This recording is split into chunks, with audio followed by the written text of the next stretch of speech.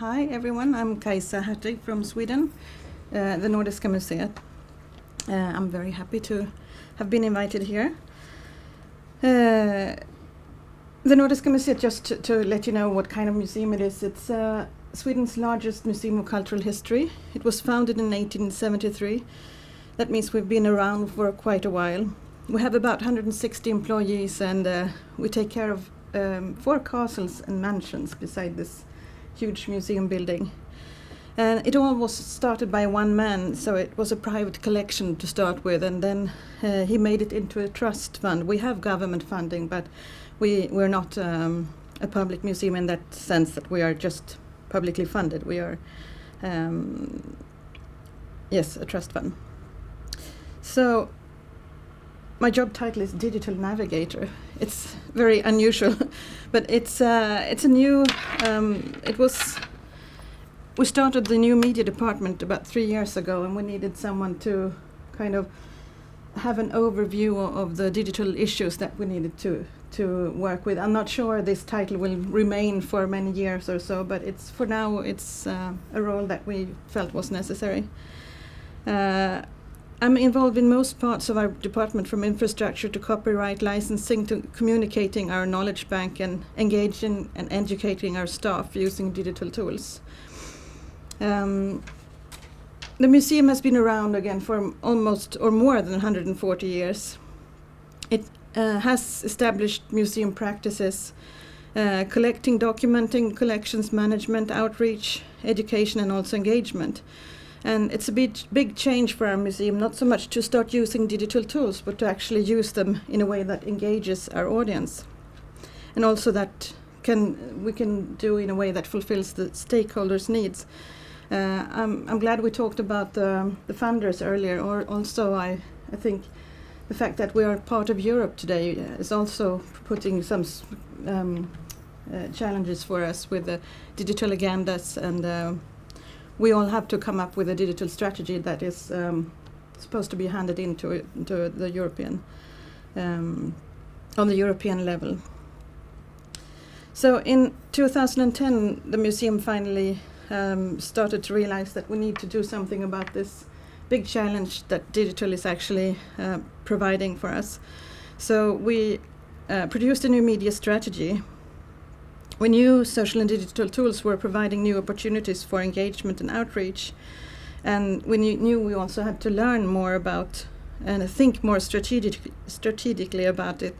And in this strategy we have 3 core goals that social digital technologies would help us reach. This isn't specific, of course, for digital engagement, but it could provide better opportunities for us to work with interaction, communication, and co-creation. Of course, we think a lot about benefits of digital, and we think it's a good way to connect with new audiences, engage with new audiences, engage in new ways, and learn more about them. I think that's a huge task for us, to learn more about audiences, to work with the digital tools in better ways. We can also provide access to collections, things that are not on display in the museum. And like many of you have talked about earlier, it's a place to experiment. But there are, of course, many other areas where digital could be beneficial.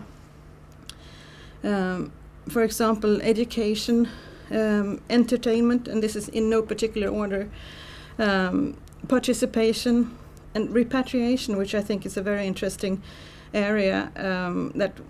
We have one researcher at our museum. She's investigating this because we have Sami collections, and for example, another, I think it's a university library that put some collections online from the 1930s that were really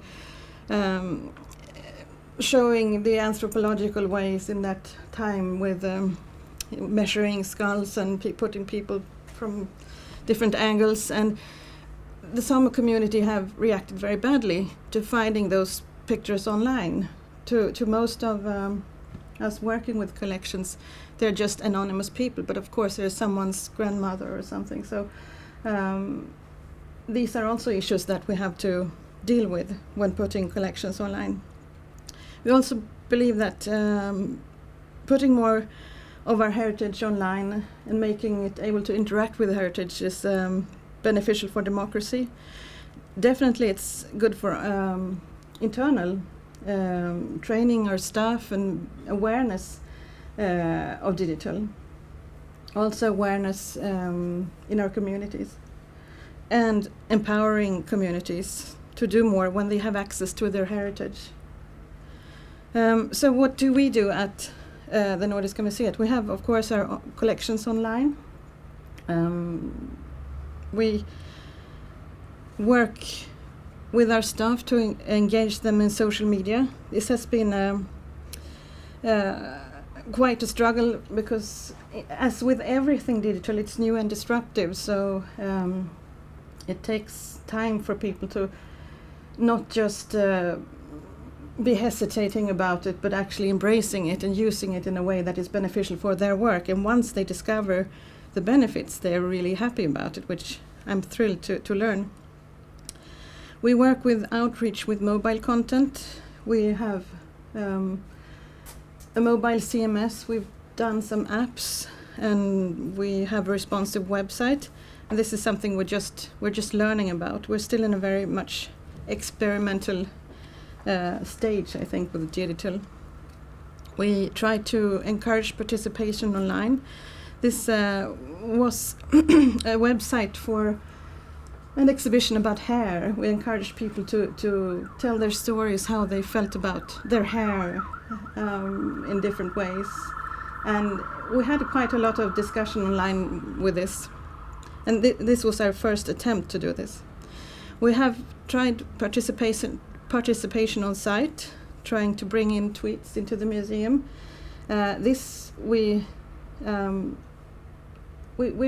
was the first attempt to do this, and we tried to moderate it, which was of course impossible. So it kind of stopped showing the first tweets, and but we weren't really daring enough to leave it open. We probably would do that now, because moderating Twitter is quite useless. Then we have participation on site with other things as well. Here the audience can choose an object that they want to have displayed in the museum. For this we have quite a long time before the voting is over until the object is actually shown, which I think is a bit of a pity. We should be more responsive and show the object more quicker. But of course then we have the conservators and we have to planning for months ahead. So, but it's something we're learning how to cope with. We're creating awareness also through social media and engagement, of course. To do this, we often use storytelling to enhance and highlight objects that we also get responses. This is about a tradition in the county in Sweden, and suddenly someone will say that, oh, but we have the similar tradition in another part of the country that we perhaps didn't really know of. So I think that's a great way to interact with the audience.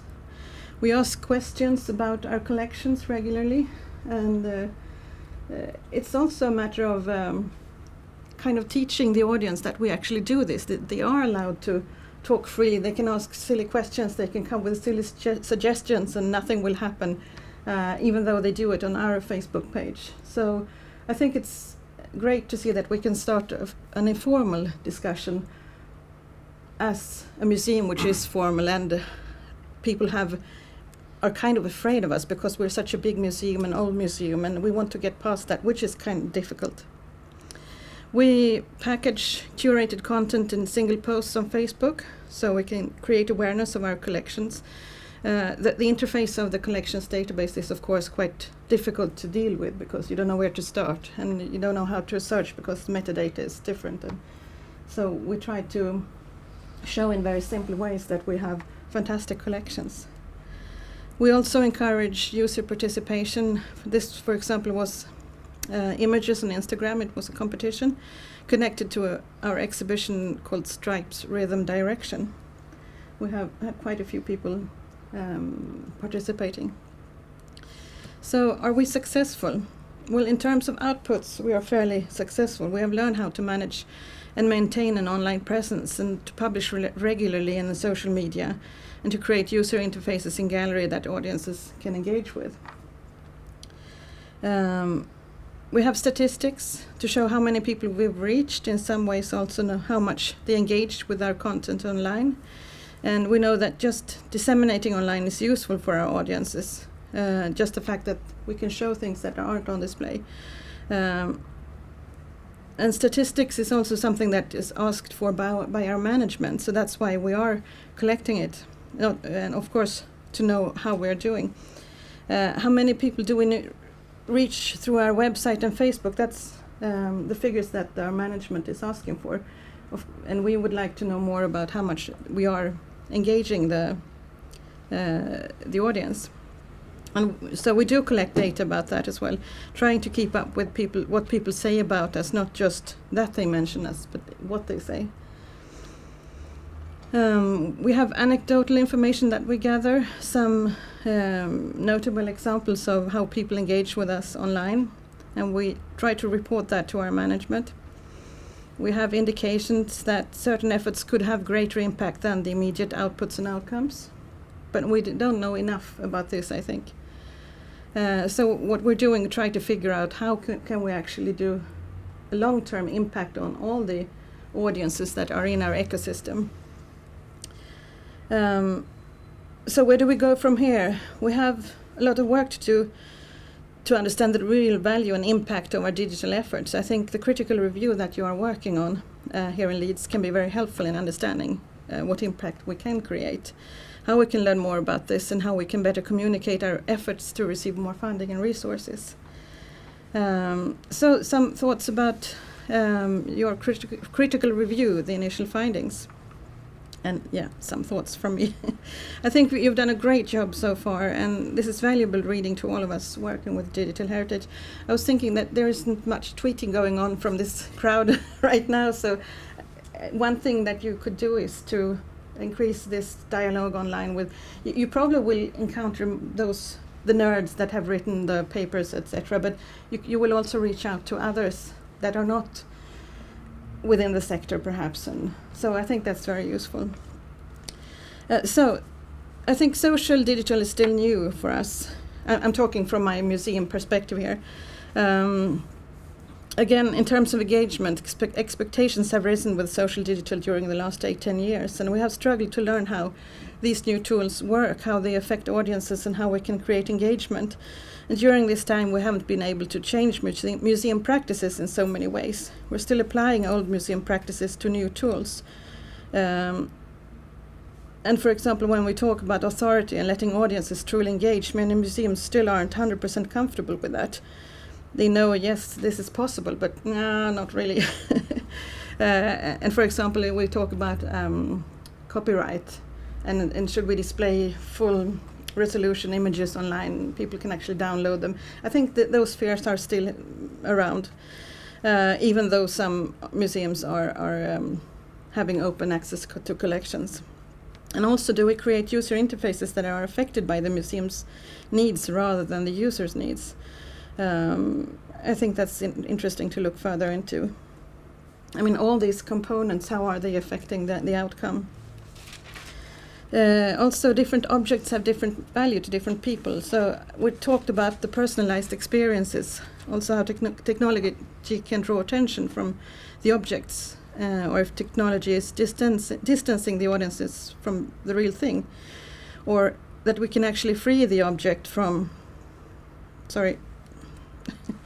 authority by removing it from its context. And I would like that it would be interesting to further examine the different kinds of impact one object can have on a particular community, mediated through digital channels. I think we as museums need to learn more about that this one object has totally different meaning to different communities, and how we can, by communicating to a certain community, be more efficient and make a greater impact.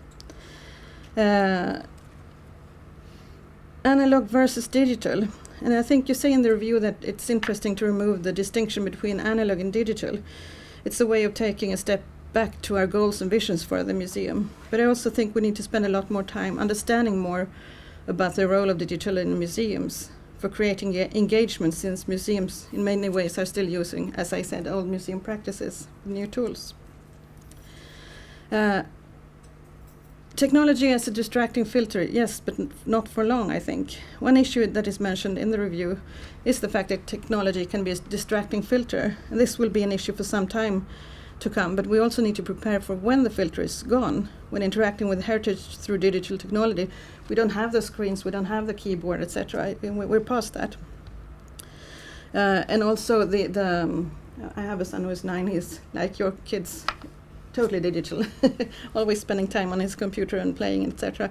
And his encounter with heritage, I think, will be much more digital than for me, for example. So technology can be a looking glass, enhancing things that the visitor otherwise wouldn't see, in a ways that encourages interaction and shortens the distance between the visitor and the content. So I think we'd still have a lot to learn there as museums. So museums finally need to learn how to measure and communicate impact.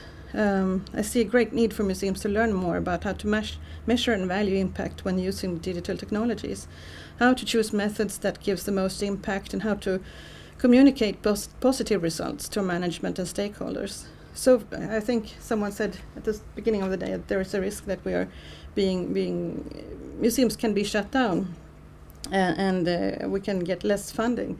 And of course this is a reality more than ever today. So we need to be able to communicate what we are actually doing. We can do a lot of experimenting, but not for long, I think. We need to show good results. Today we can give statistics for outputs and outcomes, but rarely show the long-term impact on audiences, different groups, communities, the society. We do need to know more about all our audience groups as well. So I just tried to make a list of challenges and why we aren't using digital in a more integrated way. We are, but there are still a lot of issues. I think those might be fear of losing authority. I think it's still there. Fear of popularizing museums' collections. For so far, I haven't had that much complaints, but when we communicate through Facebook, for example, I'm not asking for a thesis or an edited text or anything. I just want a few lines, few words, and they have to package it in a way that they aren't used to our curators. So, but I'm really happy that they are willing to transform and change and think differently about how they present the content. And I think it's not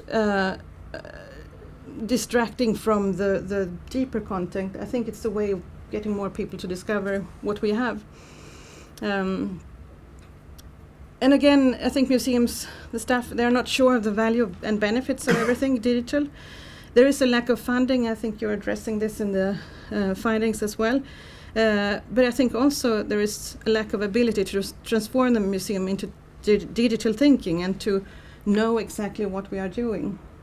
We've tried for the last 10-15 years to figure out how to use a digital in gallery, etc., but to actually get the value out of it, I think we're not there yet, really. And again, old museum practices in use, we know we can't do it well, so we hesitate perhaps. Like someone said in your findings, that it has to be done well. I think that's most museum people are aware of it. It's difficult to do it well, so maybe that's also why we're hesitating a little. And of course we are requiring new expertise. I met Ross Perry in Baltimore in April, and we discussed this. How can I call myself Digital Navigator? Is there a training for that? No, of course not. So I've studied visual anthropology and started off being interested in digital, and while I started working, I've been kind of training and getting further education, but I didn't get it from university. But perhaps it's time to bring that into the museum studies now. Prepare the students for a different future. Also, within the museum, I think there are rigid structures and lack of flexibility that isn't allowing the time for evaluation, etc. So, been talking too long. Thank you very much.